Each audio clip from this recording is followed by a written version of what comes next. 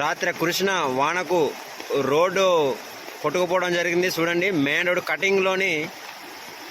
Cutting వద్ద road అంతా ఒక వైపు అంతా కొట్టుకుపోవడం జరిగింది. పెద్ద వాల్ ఏర్పడింది. ఇక్కడికి వచ్చే ప్రమాదాలు వెహికల్స్కి పెద్ద వెహికల్స్ వెళ్ళడం చాలా ప్రమాదకరం. చూడండి, రోడ్డు పెద్ద ఇరిగిపోయిందండి.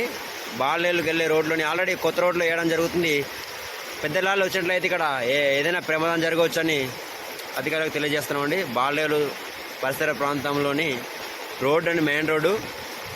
ఎయిర్టెల్ టవర్ ఉంది, దాని పక్కనే ఇరిగిపోయిందండి. సలా వరకు ఇరిగిపోయింది, రోడ్డు మొత్తం ఇరిగిపోయింది. చూడండి, ఇదిగోండి ఎయిర్టెల్ టవర్ కనిపిస్తుందండి.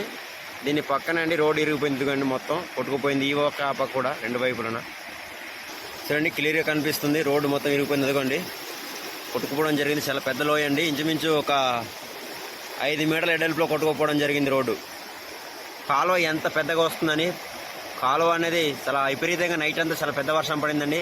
మా ఊళ్ళో పంటలు కానీ సేలు కానీ చాలా నష్టం జరిగినట్టు కనిపిస్తున్నాయండి. ఇంకా సేలుకి వెళ్ళడం లేదండి, చాలా పెద్ద కాలువ వస్తుంది. బ్రిడ్జి కొట్టుకుపోవడం జరిగింది.